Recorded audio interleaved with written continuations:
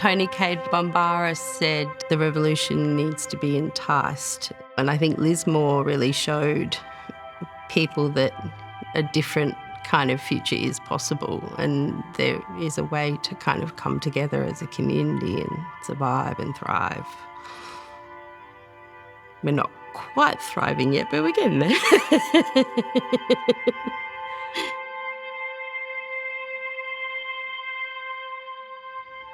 We love the fact that this machinery is still here. It tells the story of the joinery. We want to keep these in situation here to remind people that this space was a making space. And that layering of history and narrative we think is really evocative in storytelling.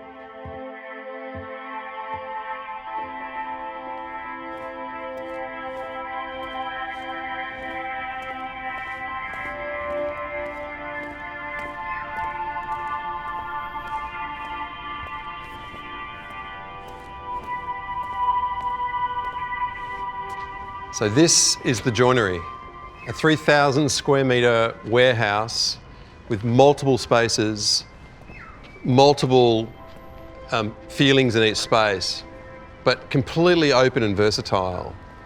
So it can house different sorts of programs and works and development, training programs and workshops, international residencies. Our vision for this is something quite unique for regional Australia, and it looks to change that threshold from what theatre is.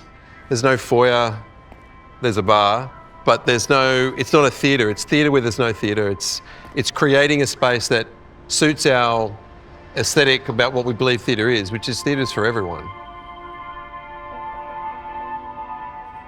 It's taken a while for Lismore to understand who it is after the 2022 floods. I think we're just starting to garner that identity back again. You know, the more people we bring through the joinery, the more obvious it is that this is going to be part of its future and that we were going in the right direction down the river. I just felt like we needed to be in the same boat as everyone else. We needed to be part of that community in its journey to recover, and I think we are.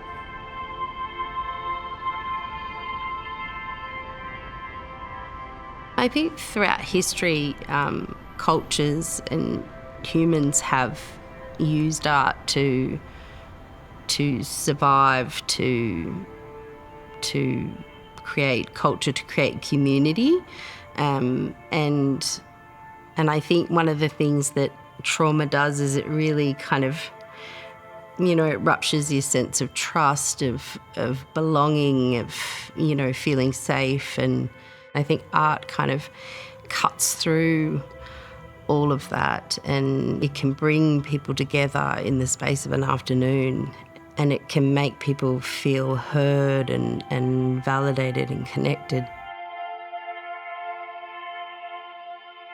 I think the arts can be a catalyst for new inspiration and reimagining and transformation, and I think that this project can be that. I like to call it a lighthouse project because I feel like it has got the ability to shine really brightly and really inspire everything around us. The arts always has done that. I hope there can be a work that can be for people. And I think also just the act of making live performance feels kind of like a form of protest against this machine of internet and AI and everything else that is going on. I think it's a invitation to come together, to be present together, to witness something together, to experience something together.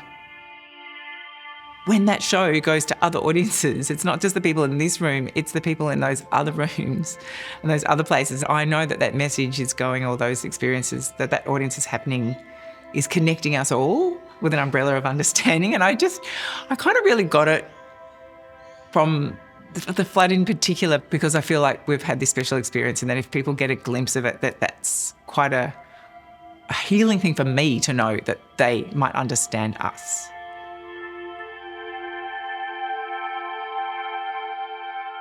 I think this is really a guiding light project, a lighthouse beacon to other companies like NORPA elsewhere in the country, but also internationally, in regards to showing that if we open the doors out to community voices, freelance artists' voices, that the end result is only going to be all the richer as a result of that.